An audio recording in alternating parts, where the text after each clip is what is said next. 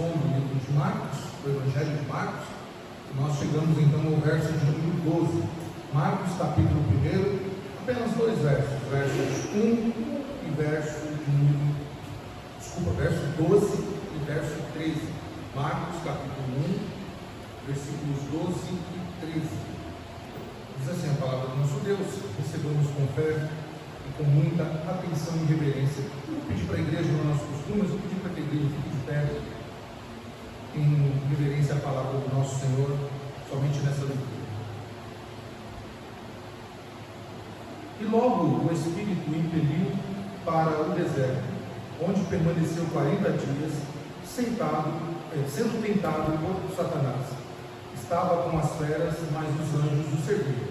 Mais uma vez a leitura do versos 12 e 13 de Marcos capítulo 1. E logo o Espírito o impeliu para o deserto, onde permaneceu 40 dias sendo tentado por Satanás.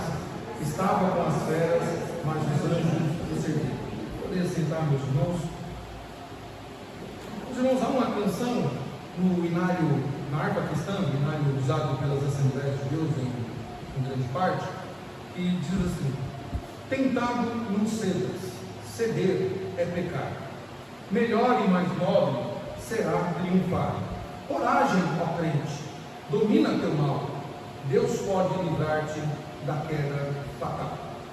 Esse hino é muito bonito pela letra dele, né? Esse hino chama assim: Jesus tem a palma da vitória. O hino que fala que o Senhor nos dá vitória na tentação. E é justamente isso que nós vamos aprender nessa noite. O que fazer quando tentado pelo inimigo? O que nós devemos fazer quando somos tentados pelo inimigo de nossas almas? Bom, eu vou dividir este sermão em duas partes, e essa resposta ficará para a parte final, em forma de aplicação. Eu quero somente expor os dois versículos que Marcos nos traz aqui sobre a tentação de Jesus no deserto. Bom, como nós já vimos até aqui, desde o versículo 1, Marcos ele vem falando sobre o desenvolvimento do ministério de Jesus. Logo no início, Marcos mostra que esse evangelho é um evangelho divino, não é um evangelho humano. Marcos também mostra a natureza divino-humana de Cristo. E aquele de qual a boa notícia fala, ele não é homem como os demais que se passaram. Não é uma grande mente, não é um grande pensador, não é uma pessoa ilustre, né? Mas ele, além de ser um homem ilustre, uma mente brilhante, o sábio dos sábios, um grande mestre, ele é Deus. A natureza dele é divina. Ele, ao mesmo tempo que ele é homem, ele também é Deus. E ele tem a filiação divina, ele é filho de Deus. Isso logo no versículo 1. Depois, Marcos então nos mostra nos versículos 2 a 6, falando do precursor, aquele que anunciaria o verdadeiro rei, aquele que descreveu e anunciaria o verdadeiro comandante do povo de Deus, a quem o povo de Deus deveria realmente esperar. Nos versos 7 a 11, Marcos nos apresenta o batismo de Jesus, não aquele batismo que era para arrependimento de pecados, porque Jesus, como nós aprendemos, não tinha pecados para ser perdoado, já que o batismo de João era o batismo para arrependimento de pecado. Jesus se batiza por algumas coisas, dentre elas, para se identificar com o povo, com a humanidade da qual ele seria o Salvador, ou ele é o Salvador. Também o batismo foi para que ele fosse ungido pelo Pai, sendo o Cristo, o ungido de Deus. E todos os que estavam ali também ouviram de forma afirmativa o Pai testificar que aquele homem, vindo de Nazaré, da Galiléia dos gentios, de onde não se esperava nada, ele é o Filho amado em quem o Pai muito se alegra. E depois desse encontro com João no deserto, João o Batista, depois que Jesus tem esse encontro com ele no deserto, Jesus é levado pelo Espírito para o deserto. Tá? Você ouviu bem, Jesus estava no deserto, depois que ele sai do deserto onde estava com João o Batista, Jesus é levado pelo Espírito para o deserto. Como assim? Ele estava no deserto, continua no deserto? Sim, o deserto que Jesus foi levado pelo Espírito não era um deserto como o deserto onde ele estava com João o Batista. Esse deserto aqui, ele aponta para algo mais específico, um local ermo, um local bem difícil de se viver, um local realmente que não era habitado pelas pessoas, não era um local para se morar, por exemplo, né? Então Jesus é levado para esse local mais separado para ser tentado por 40 dias e 40 noites, né? Por 40 dias seguidos, né? 40 dias e 40 noites. Lá ele é tentado pelo inimigo. Bom, é interessante que quando a gente lê esses dois versículos, eu sei que pode ter passado pela sua cabeça, e é normal que isso passe, mas e aquela conversa que Jesus tem com Satanás? Se tu és filho de Deus, faça isso.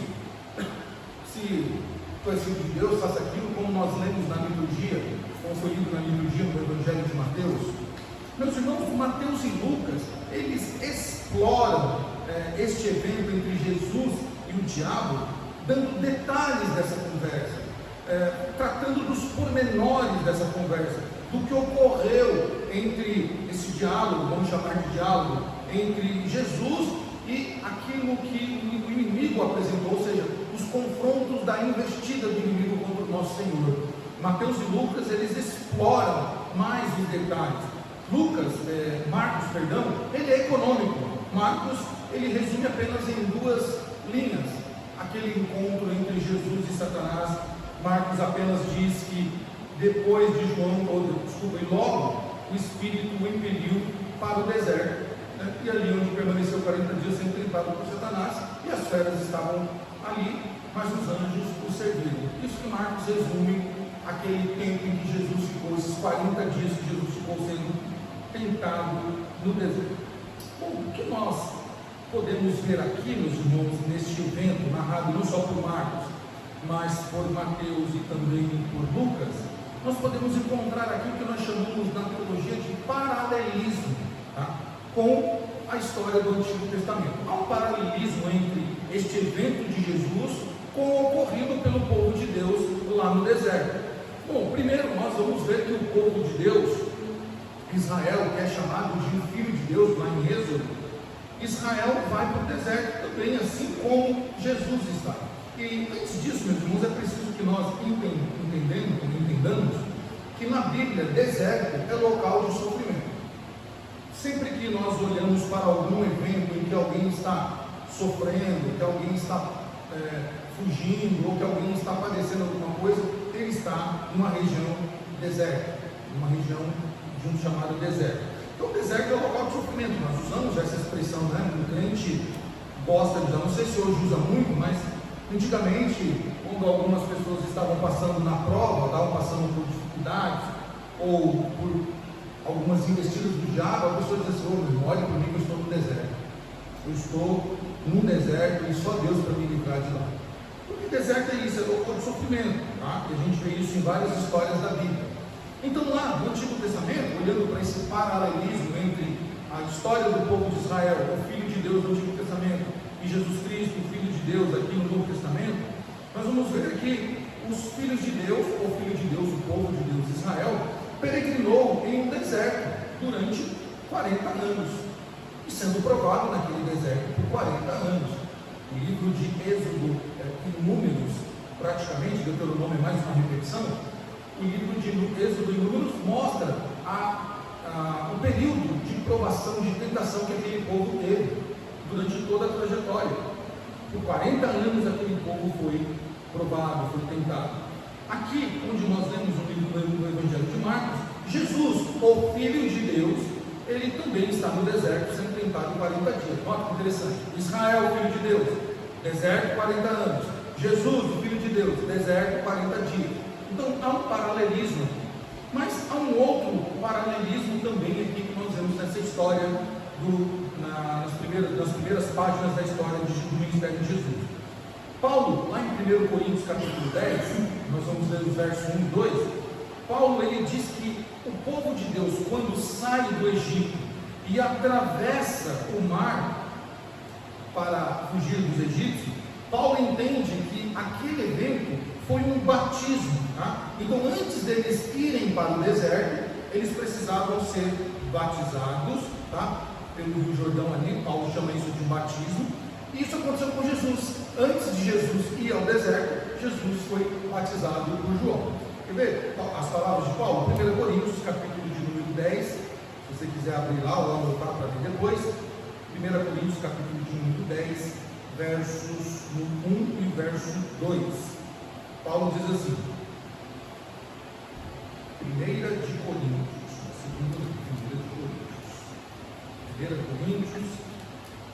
capítulo de número 10.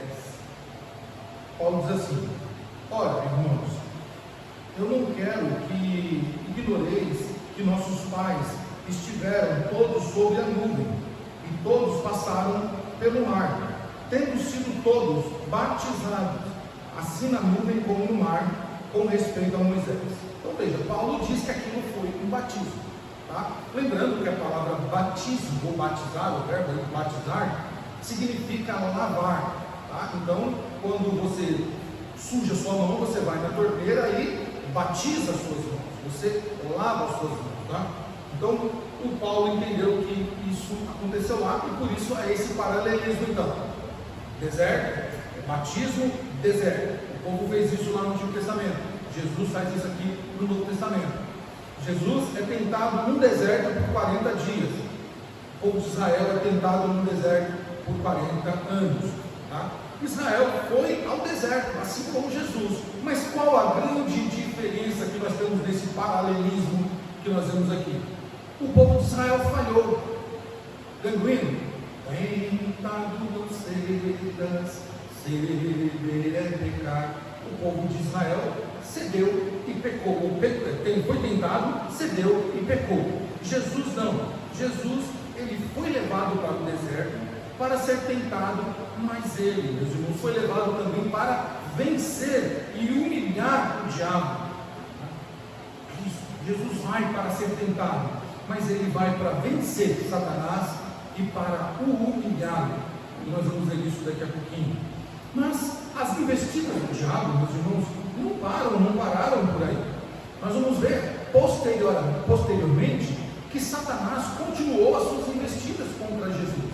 Aqui, nessa ocasião do deserto, o diabo, conforme Mateus relata lá no seu evangelho, nós lemos na liturgia isso, o diabo ele usa estratégias, ele tenta jogar Jesus contra o Pai, assim como essa serpente fez lá no Éden, quando disse para a mulher: não é bem assim que Deus disse, né? Você não pode comer dessa fruta. A mulher caiu na cilada, não passou no teste da aprovação, mas Jesus ele passa no teste. Então, quando o diabo diz para ele: olha, se tu és Deus, né? Se tu és Deus, manda que estas pedras se transformem em pães. Olha que coisa, quem está no deserto, meus irmãos, faminto, com fome, alguém vem no tentador e diz: mas você não é filho de Deus? Você não tem todo o poder na sua mão? É só você falar: ó Pai, estou com fome, transforma essas pedras em pães, eu quero matar a minha fome. É isso de comer, né? Mas Jesus, ele confronta, e ele responde então: que nem só de pão viverá o homem, mas de toda a palavra de Deus. E posteriormente o diabo continua suas investidas, dizendo para ele, né: olha, lança-te daqui do pináculo do templo, lança-te daqui, atira-te daqui abaixo, porque está escrito: aos teus anjos, né, ordenará a teu respeito para te guardarem. Jesus então responde ele, né, dizendo: também está escrito: não tentarás o Senhor teu Deus. Então vejam, Cristo vai vencendo e humilhando o diabo por 3 vezes aqui nesta passagem, neste evento do deserto. Então Cristo humilha Satanás, dizendo: você não vai fazer como você fez com o primeiro Adão. O segundo Adão, ele é um homem perfeito, e ele não cai nas investidas do diabo. Mas o diabo não parou por aí, né? Durante todo o ministério de Jesus, demônios confrontaram ou deram investidas contra Jesus, em diversas passagens. Os demônios se manifestam, né, quando vem Jesus. E mais à frente, meus irmãos, o próprio Satanás não uma tentativa final de tirar Jesus do caminho, ele toma a vida de Pedro para que Jesus não vá com isso. Ele não parou, não abandonou a sua missão de fazer com que Jesus pecasse. Então Jesus venceu todas as estratégias do maligno. Jesus não só o venceu, mas o humilhou e o derrotou. O Apocalipse diz que um dia ele estará debaixo dos nossos pés, para a glória de Deus. Por isso que Jesus o venceu. Então, meus irmãos, basicamente, este texto narra isso. Jesus vence o maligno no deserto. A primeira grande ação do ministério de Jesus, após ser batizado por João, dele se identificar conosco, dele ser ungido pelo Pai, e dele receber o selo de autenticação, este é meu filho amado, ele passa pelo teste da aprovação, da tentação. Depois de tentado, Jesus sai daquele deserto, e então vai dar início ao seu ministério terreno. Mas a pergunta é, como eu e você podemos vencer? Jesus, ok, Jesus é filho de Deus, ele é o próprio Deus encarnado, e a Bíblia nos mostra o seu poder. Como eu e você podemos vencer as tentações, que são muitas? E talvez nós estejamos enfrentando algumas delas neste momento, nesta rota da nossa vida. Como vencer as tentações que às vezes parece que são tão grandes, tão ferrenhas, tão nocivas à nossa vida? Todas são, né? Mas parece que algumas que vêm com uma nocividade muito maior. Como vencer a tentação? Primeiro, meus irmãos, Jesus nos mostra neste evento que ele venceu o diabo, não foi com poderes místicos, embora Jesus pudesse esticar a mão e dizer: Satanás, deixa eu desistir. Ele era Deus. Jesus não venceu Satanás com achismo, com filosofias humanas. Jesus vence Satanás, e ele nos dá o exemplo de como nós devemos vencer o inimigo. Primeiro, pela palavra de Deus. Então, como é que eu e você vamos vencer as tentações? Pela palavra de Deus. Nós devemos ter a palavra de Deus como nosso escudo. Ela deve ser o nosso escudo para nos proteger, conforme Paulo diz, dos dardos inflamáveis do inimigo. Se nós tivermos a palavra de Deus como nosso escudo, meus irmãos, nenhuma seta do mal nos alcançará. A Bíblia diz em Provérbios capítulo 30, verso 5, que ela é escudo para os que nele creem. A palavra de Deus é pura e é escudo para os que nele creem. Precisamos, meus irmãos, nesses tempos difíceis. E lembra dessa canção inicial que tem uma verdade bíblica nela. Tentado não cedas. O ceder é pecado. Ser tentado não é pecado. Não tem como a gente fechar os nossos olhos para esse mundo e dizer assim: eu não posso ver isso, eu não posso ver aquilo, eu não posso escutar aquilo. Seria bom se nós vivêssemos em um mundo em que os nossos ouvidos nossos olhos não fossem contaminados pelas coisas dessa vida. Mas não, meus irmãos, o que eu ouço e o que eu vejo só vai ser pecado quando eu cego ao que eu ouço e ao que eu vejo. Pecado? Não cedas. Coloque o escudo na frente, a palavra de Deus, para que aquela seta bata na palavra de Deus e ela recue. Não só de pão viverá o homem, mas de toda a palavra que procede da boca de Deus. Porque está escrito: não tentarás o Senhor teu Deus. Então veja, é pela palavra que nós devemos vencer o inimigo. Se você está vivendo uma tentação neste momento, meu irmão, minha irmã, tenha a palavra de Deus como teu escudo na sua vida, e as setas do inimigo certamente não te atingirão. Mas uma segunda coisa que nós podemos ver nesse texto para vencer as tentações: tenha uma vida de oração. Tenha uma vida de oração. O que Jesus foi fazer no deserto? Foi passar um tempo lá, né? Foi refletir sobre o batismo de João. Foi calcular sua rota, para onde que ele ia, o que ele ia fazer. Jesus foi lá para ficar vagueando? Não. Jesus, ele estava orando, meus irmãos, ali no deserto. Ele estava, diante daquela luta, ele estava orando. Jesus não estava num resort, ele sabia que ele não estava num resort, ele estava também orando a Deus, e o Senhor o fortaleceu na oração. Aliás, o ministério de Jesus Cristo foi de oração. O ministério de Jesus foi um ministério de oração durante todo o tempo. Em vários momentos do ministério de Jesus, nós vamos ver Jesus na oração, Jesus chamando inclusive os seus discípulos para orar com ele, para estar com ele, né? Para falar com Deus. Ele ensina inclusive como devemos orar. Então, oração, meus irmãos, é fundamental. Jesus, ele é levado ao deserto para orar e para jejuar. Jesus está nesse momento de santificação da sua vida.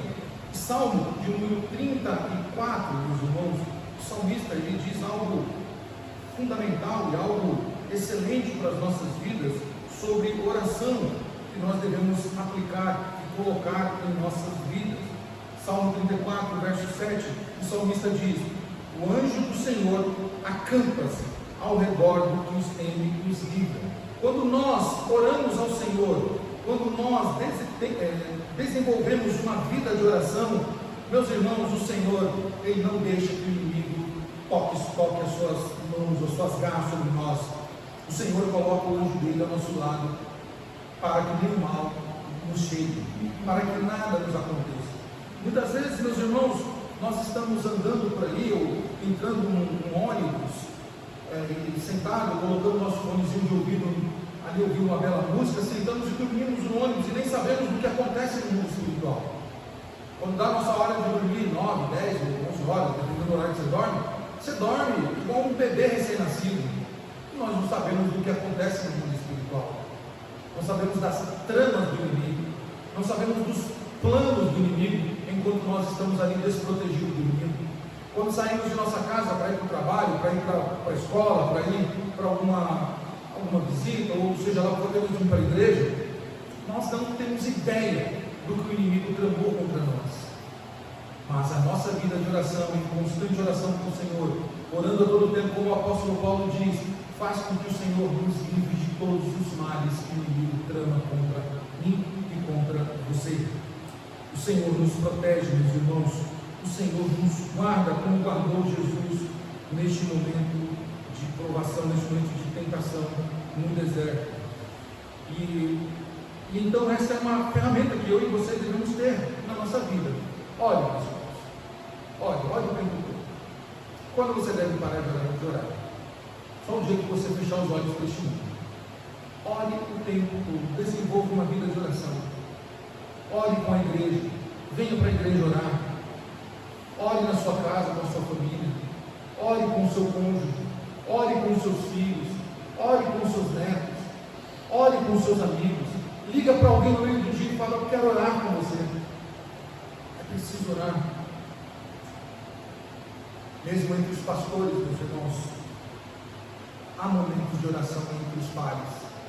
Pastor liga para o pastor e diz: vamos orar. Concílios se reúnem online ou presencial e diz: vamos orar. Nós estamos em guerra. Nós estamos em guerra. Veja o que eu disse. O diabo, quando tentou Jesus, ele não se limitou a esse período no deserto. Ele falou: bom, não consegui, o homem realmente é forte, o homem realmente é santo, então acabou, eu vou procurar uma outra pessoa. Não, ele continuou com as suas investidas, continuou com as suas estratégias, usando até os mais próximos de Jesus para fazê-lo desviar da sua rota. Então não pense que o inimigo de nossas almas descansará diante de uma vitória que o Senhor nos deu em uma tentação. Ele pode não ter conseguido hoje, mas ele vai tentar amanhã. E se ele não conseguir amanhã, ele vai tentar depois de amanhã. E se ele não conseguir depois de amanhã, semana que vem ele está inteirinho de novo para nos tentar. E se semana que vem não, mês que vem, ano que vem, durante toda a nossa vida nessa terra, tenha certeza de uma coisa: ele estará ao vosso redor, bradando como um leão, procurando tragar-nos. ele não descansa. Tem um amigo que diz, ele não descansa, não dorme, não tira férias. Ele procura uma brechinha dentro das suas tentações para fisgar eu e você, ou a mim e a você. Mas uma terceira coisa que nós podemos fazer então para vencer a tentação, ou como vencer a tentação? Pela palavra de Deus, tendo a palavra de Deus como escudo, tendo uma vida de oração e crendo, meus irmãos, que Jesus já venceu o nosso adversário. Meus irmãos, às vezes nós falamos, nós precisamos crer em Jesus. Todo mundo diz assim, mas eu creio em Jesus, eu creio de fato em Jesus. Mas o que é de fato crer em Jesus? O que é de fato crer que Jesus venceu o inimigo de nossas almas na cruz e ele começou a vitória aqui no deserto? É realmente confiar. Quando nós cremos em Jesus, nós entregamos a nossa vida aos seus cuidados. Nós não temos com quem nos preocupar. E se nós cremos de fato que Jesus venceu o inimigo, meus irmãos, então nós não podemos dimensionar ou supervalorizar o inimigo de nossas almas. Não podemos subestimar. Não podemos. Tá? Muitos subestimam o diabo a ponto de dizer: o diabo é um coitado, é um qualquer. O diabo está debaixo da sola do meu pé, né? Ele canta as musiquinhas e tal. Não subestimem o diabo, mas também não supervalorizem, não valorizem ele a mais do que ele deve ser valorizado. A supervalorização do diabo faz com que nós criemos alguém em poder igual a Deus. É o que fazem muitos místicos, a ponto de, se uma lâmpada estourar, irmãos, vamos orar, porque o diabo está furioso conosco, ele acabou de estourar uma lâmpada. Se um ventilador que tem um período de vida, ele não é eterno, se ele deixar de funcionar ou parar e estourar, a gente fala, vamos orar, vamos levantar a igreja de oração, porque o diabo está furioso, ele fez um ventilador parar. Irmãos, nós não podemos supervalorizar o diabo, tá? Não podemos subestimá-lo. Ele tem os cuidados, nós devemos ter os cuidados devidos, mas nós temos uma certeza: Jesus Cristo já venceu o diabo. Ele já está derrotado. Ele não tem mais do que fazer para reverter essa situação. Ele só está esperando uma coisa: ser lançado no lago de fogo eterno. E sabendo disso, meus irmãos, ele trabalha todo o tempo para destruir a minha vida e a sua. Olha o que o escritor aos Hebreus diz no capítulo 2, nos versos 17 e 18. Por isso mesmo convinha que em todas as coisas se tornasse semelhante aos irmãos, para ser misericordioso e fiel, sumo sacerdote nas coisas referentes a Deus, e para fazer propiciação pelos pecados do povo. Pois naquilo que ele mesmo sofreu, tendo sido tentado, é poderoso para socorrer os que são tentados. Olha só, o escritor dos Hebreus nos diz que Jesus foi tentado, e ele venceu essa tentação, ele venceu o diabo, para que com isso ele nos ajudasse a vencermos o nosso adversário. Meus irmãos, nós só podemos vencer o inimigo de nossas almas hoje, vencer essa tentação que ele punha sobre nós dia após dia, porque Cristo venceu Satanás e humilhou o diabo pela palavra, com uma vida de oração. E hoje nós podemos crer que Jesus Cristo venceu o nosso adversário. Portanto, ele não tem poder sobre um salvo, sobre um eleito. Ele vai tentar durante a vida toda, mas ele não tem poder sobre nós. Mas nós precisamos estar alertas e vigilantes. Pedro diz isso na sua primeira carta, no capítulo 5, verso 8, que nós devemos estar vigilantes. Por quê? O diabo, o vosso adversário, anda ao derredor procurando a quem tragar. Então nós devemos ter cuidado com a nossa vida. Por isso, a palavra deve ser o nosso escudo. Eu preciso ter uma vida de oração, eu preciso orar em comunidade, orar em casa com a minha família, orar com amigos, no meio do dia orar com alguém. Eu quero contar aqui, meus irmãos, eu já disse isso para vocês algumas vezes, mas quero lembrar. No dia 10 de março de 2022, 10 de março de 22, meu aniversário, foi no dia 10 de março. Né? E nesse dia, então, do meu aniversário, eu ia buscar uma namorada no trabalho, eu estava de carro, e então peguei o carro para sair, como todos os dias eu fazia, eu buscava ela todos os dias.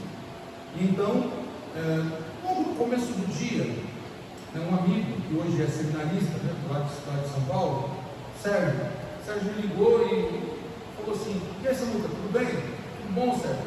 Ele, cara, posso orar por você? Eu falei, claro, pode, oração é sempre bem-vinda, quem é que não gosta de oração?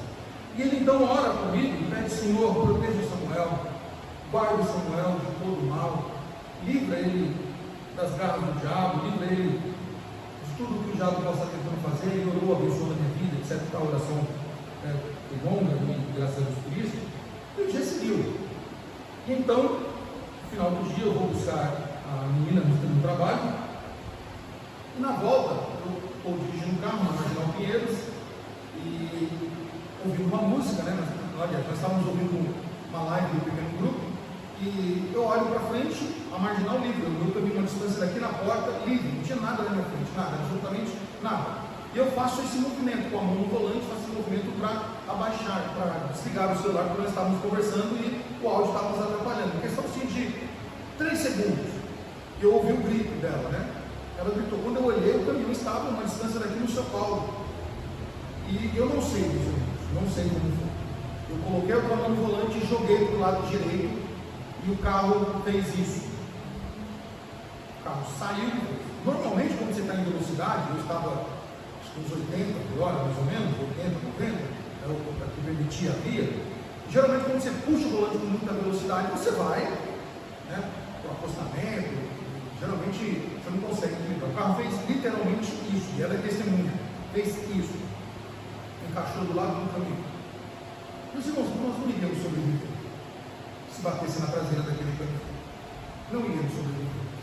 Para os irmãos terem ideia que o deslocamento, esse deslocamento foi tão forte, a perna dela ficou com um roxo redondo, mais ou menos no joelho, enorme, demorou uns 2 meses para voltar ao normal. Ela teve dores na perna, tive dores no quadril, por causa do forte movimento brusco. Então você imagina o que a pancada iria fazer. Meus irmãos, mas Deus tinha me chamado para o sagrado ministério. Deus tinha feito promessas sobre a minha vida e sobre a vida dela. E o Senhor nos guardou daquele dia. Nos guardou. Por quê? Porque alguém usado por Deus, lembrando-se do papel do crente de oração, me ligou e orou pela minha vida. E Deus ouviu a oração daquele servo fiel do Senhor. Por isso, meus irmãos, quando o Espírito Santo tocar no teu coração, para que você ligue para alguém e ore, não diga assim: ah, mas eu vou ligar, a pessoa vai achar ruim, não vai me atender. Faça, porque é seu papel, orar, porque Deus está livrando aquela pessoa de algum mal. Por isso, meus irmãos, nós precisamos então vigiar a todo momento, porque a nossa vida, ela sofre investidas diárias do inimigo da nossa vida, seja pelas suas investidas como essa, ou pelas tentações que ele põe sobre nós, né? Ah, Deus não disse isso, Deus não disse que você pode fazer isso, aquilo, outro, né? Você pode fazer isso, Deus não vai achar que isso é errado. Ah, não, isso não tem problema não, hoje a história é diferente, hoje nós estamos no século XXI, não tem problema não, Deus não vai te condenar por isso. Meus irmãos, a tentação, ela também é um confronto à palavra de Deus.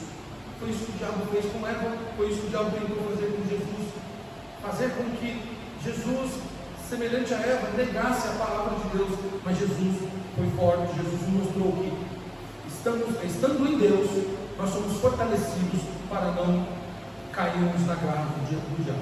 Por isso, meus irmãos, Tiago capítulo 4, verso 7, Tiago, olha o que o Tiago diz para nós. Se o diabo está ao nosso redor e nós precisamos vigiar, Tiago, capítulo 7, capítulo 4, verso 7, Tiago nos aconselha algo fantástico também que nós devemos levar em consideração neste duelo contra o nosso inimigo. Tiago diz assim no capítulo 4, verso 7: sujeitai-vos, pois, a Deus, ou sujeitai-vos, portanto, a Deus, mas resisti ao diabo, e ele fugirá de vós. O que Tiago está dizendo aqui desse sujeitar a Deus e resistir ao diabo? Primeiro aqui, Tiago diz como é que nós vencemos as tentações: nos submetendo a Deus. Tá? Essa é a primeira parte do versículo, né, que nos chama a sujeitar-nos a Deus, a reconhecer sua autoridade sobre nossa vida e a soberania dele sobre eu e você. Deus é soberano sobre nossas vidas. Então nós, nesse duelo, nesses momentos de tentação, meus irmãos, nós precisamos nos submeter à autoridade de Deus. E isso envolve algo muito importante: obedecer a sua palavra, confiar na vontade de Deus. Nós vamos vencer todas as tentações se assim o fizermos. No segundo momento, agora Tiago diz: submetam-se, pois, a Deus e resistam ao diabo. Resistir ao diabo, meus irmãos, implica em uma ação aqui, que Tiago diz, uma ação ativa contra as tentações. É uma ação de resistência, de fato, de parar mesmo ali de frente da tentação e dizer: você não vai me vencer. Aqui, né, essa ação ativa contra as tentações, meus irmãos, contra os enganos que o diabo nos apresenta, nós podemos resistir qualquer investida dele. E não se trata aqui da gente dizer apenas evitar o mal. Evitar o mal não é resistir. Não é resistir. Você pode ver alguma coisa, né, e desviar daquilo. Isso não é resistir, você está se desviando. Também é algo lícito você se desviar daquilo. Mas aqui a resistência não é apenas desviar ou evitar o mal, mas tomar uma postura firme e decidida contra ele. É você olhar para aquilo que está te tentando dizer: você não vai me vencer, porque eu vou agir em nome de Jesus. O Senhor é comigo, e a espada de Deus vai na minha frente como meu escudo para proteger dessa tentação.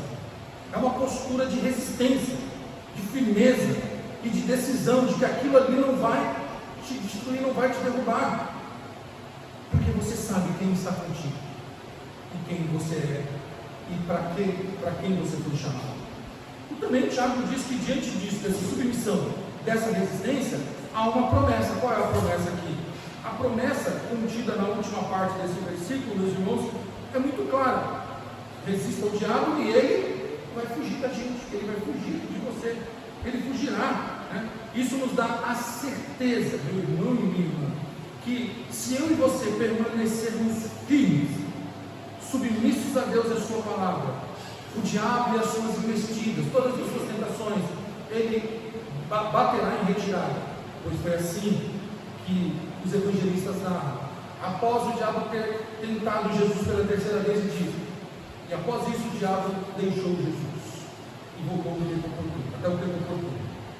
Então veja, a luta contra o diabo, meus irmãos, ela é constante, como eu já disse, mas eu e você temos a promessa da vitória se permanecermos fiéis e submissos a Deus. As tentações virão? Virão. Talvez elas estejam agindo neste momento duro contra você. E notem, uma tentação ela não nasce do dia para a noite. Ela vai minando os teus pensamentos dia após dia. E uma vez que ela está tomando a tua mente, criando vida dentro do teu coração, então uma hora ela vai nascer. Para isso, meus irmãos, para eliminar todo o lastro e toda a fagulha de tentação lançada sobre nossa mente e coração, precisamos ser submissos ao Senhor. E essa promessa que está em Romanos capítulo 16, verso 20. Quando eu e você resistirmos, o inimigo, então nós venceremos as tentações que nós estamos sofrendo. Romanos 16, 20 diz: e o Deus de paz, em breve, esmagará o diabo debaixo dos vossos pés, ou esmagará debaixo dos vossos pés a Satanás. Que a graça do nosso Senhor Jesus esteja convosco, ou seja convosco. Então veja, aqui na terra, a nossa postura é resistência. Resistam, se fortaleçam no Senhor. A palavra como escudo, vida de oração.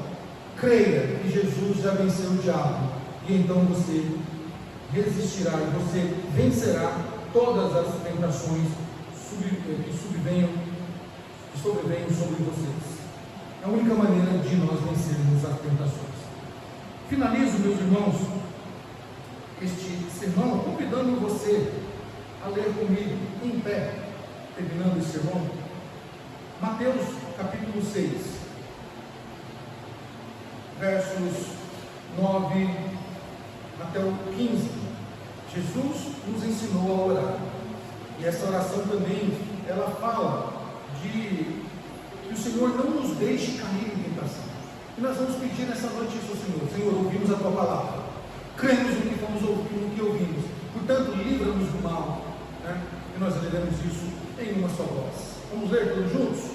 Capítulo 6, verso 9 ao 14.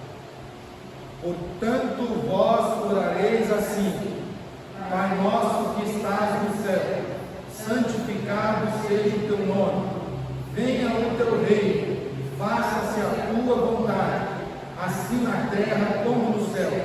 O pão nosso de cada dia dá-nos hoje, e perdoa-nos as nossas dívidas, assim como nós temos perdoado os nossos devedores.